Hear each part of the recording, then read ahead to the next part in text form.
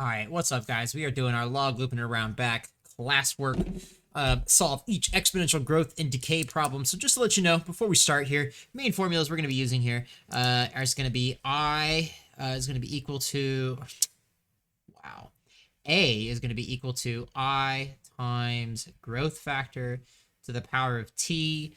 And for most of these questions, your growth factor is going to be E raised to the power of R, where E is Euler's number and R is your percent change divided by 100. Remember, the actual percent typically means divided by 100, so just be careful with that. That is the decimal form. Anyways, so we're going to be using these formulas quite a bit going throughout the question. Let's do it.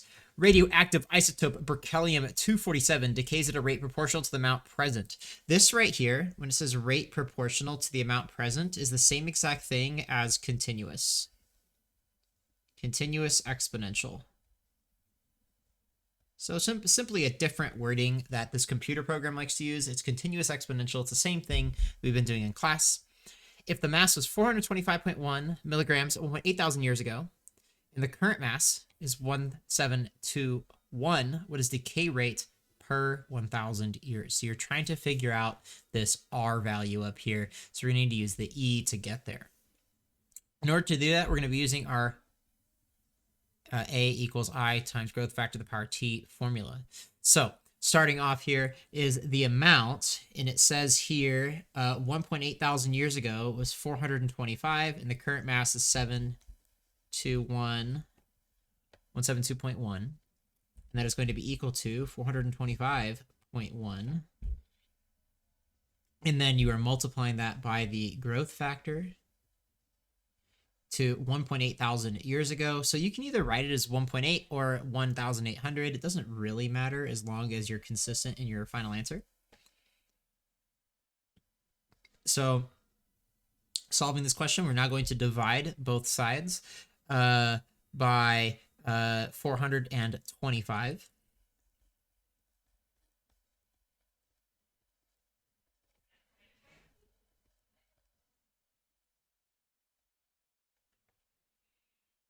And now to figure out what the growth factor is,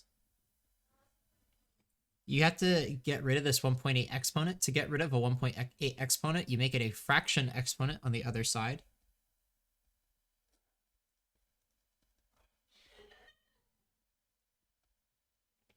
And that's going to be whatever your growth factor is going to be. You get this growth factor, and if you plug this into your calculator, we're going to do that in just a minute, but you have to remember first that it wants the growth factor is e to the r, and it wants the r value in this question. So because it wants the r value in this problem, we do need to set this equal this whatever this number is, and I'm going to go ahead and when you're typing this into the calculator here, actually I'm just going to clear it off and retype it in so you can kind of see the entire thing here.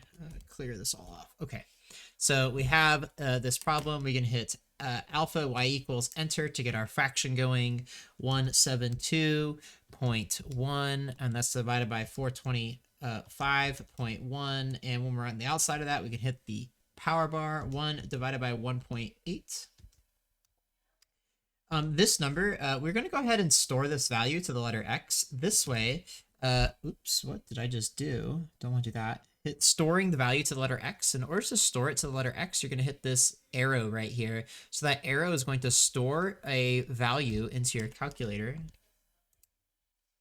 And you're going to get this 0.605, but you're going to make sure you keep all those decimals, every single one of them, when you're actually using it for the calculator. Because this is going to be equal to e to the power of r. In order to finalize our answer, r is going to be equal to the natural log of this number. So when you're doing it in the calculator, if you stored that to the value x, you can simply hit the natural log of that value x. And by the way, it's natural log because of our log loop. That's log base e. And you get this negative 0.52. So, and that's the correct answer. That is our rate of decay, negative 0.502. By the way, another way of writing this would be to say times 100 right here. So you could say a 50.2% decrease is another way of writing that answer. And that's actually the answer the way that it writes in the back of the book, but I kind of prefer this version of the answer. All right. So let's move on to the next question.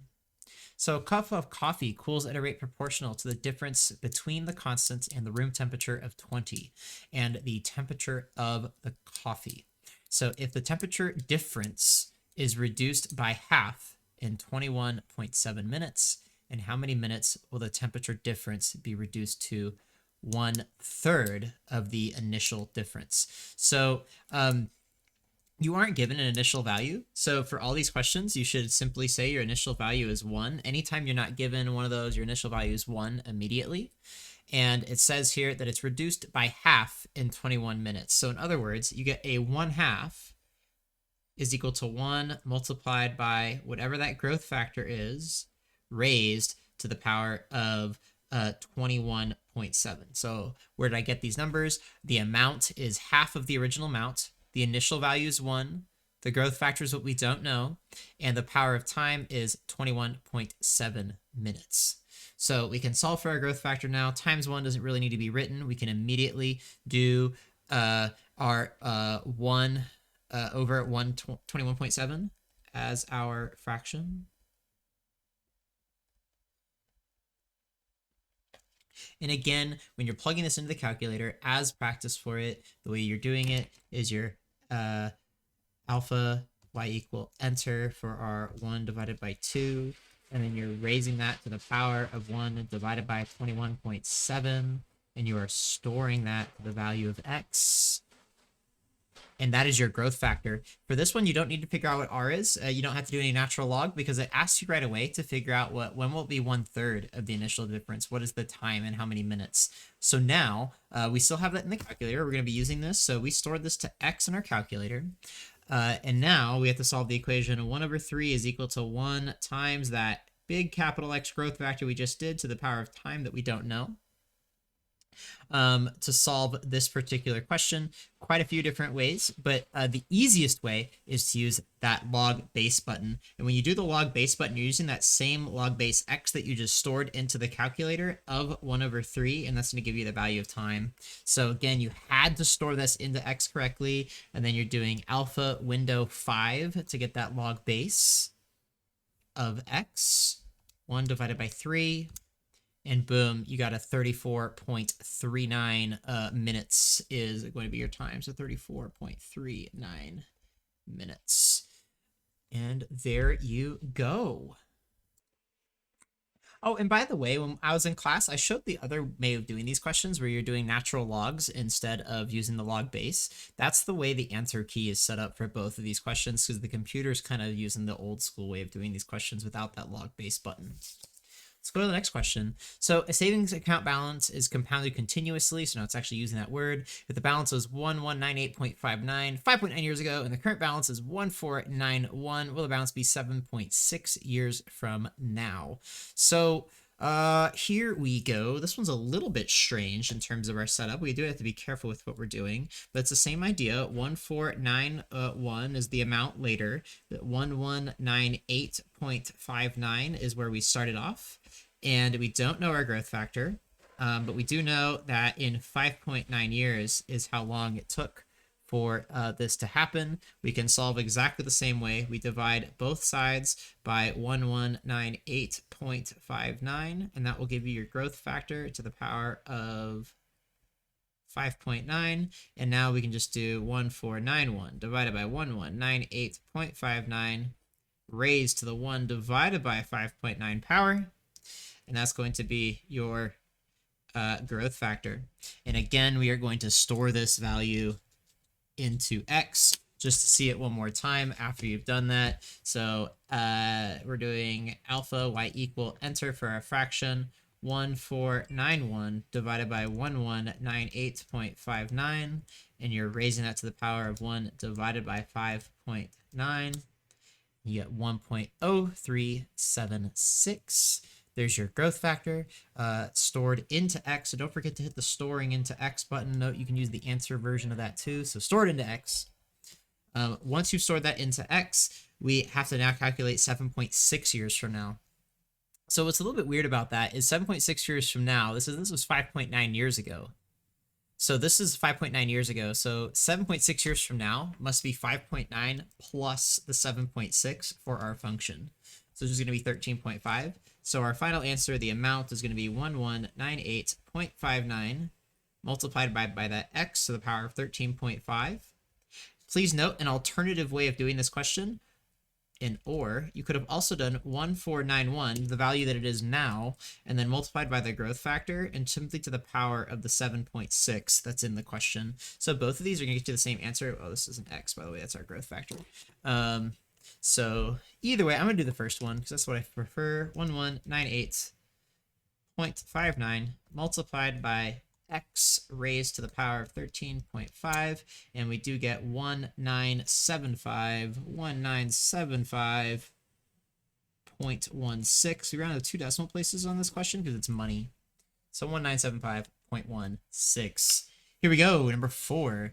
So for a period of time, an island's population grows at a rate proportional to its population. If the population was 11597.1 years ago and the current population is 1465. How many years the population reach 1734? So a lot of the same stuff in this question.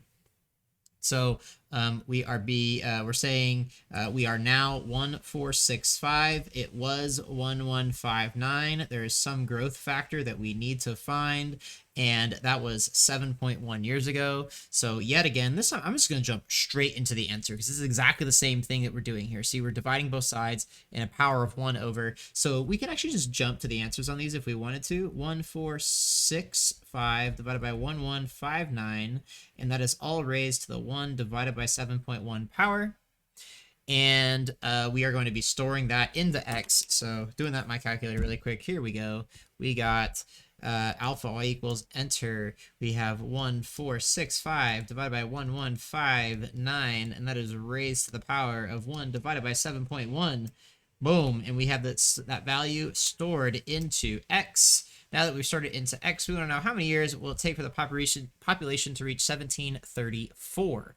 So the current population is 1465. So we're going to need to use this as our current solving this question. So because we're going to be using that as our current, we're going to say the amount needs to be equal to 1734. That has to equal to 1465 multiplied by that x to some power that we don't know. Again, divide both sides by 1465. 1734 divided by 1465. You can't even see what I'm writing anymore.